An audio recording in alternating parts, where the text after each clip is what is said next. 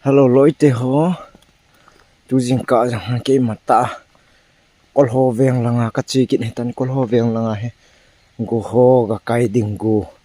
tí đàn trận nhau chạy khẩn hó cho bộ xem cái cái này gu chú cái là ngà ai lâu lệ thil cái dụ nè vụ xả đi hen chỉ làm pi hen làm pi không chứ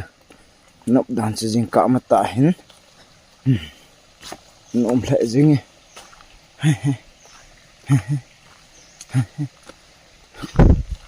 cái lệ lại riêng tan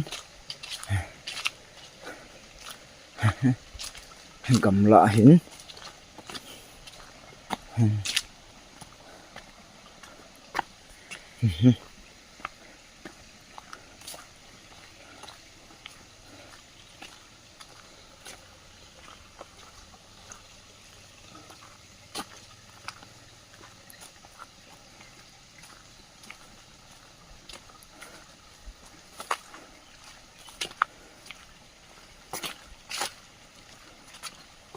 là vật đúng hay kịch tán lòng gạo hỏng cắt tính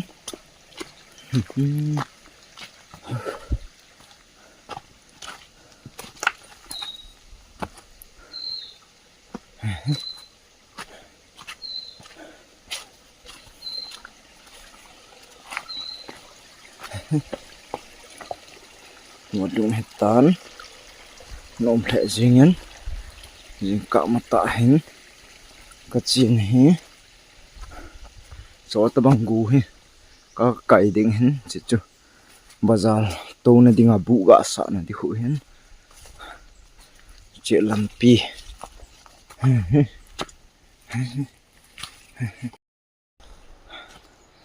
hi guys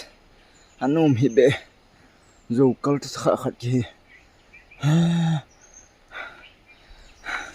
nôm nó sợ hay nằm ở gầm đàn chưa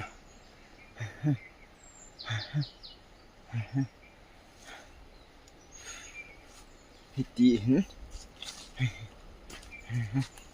gầm đàn chuyện là về bên lăng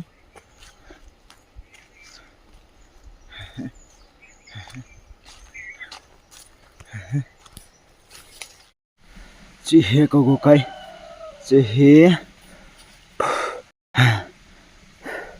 bung xong là bung khát hát kỳ đàn ăn cho chập bà kia cái lửa chuột để cho chập bà kia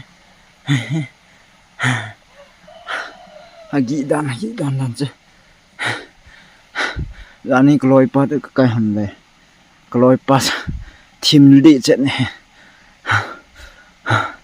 cái lần mà mong này nó một tệ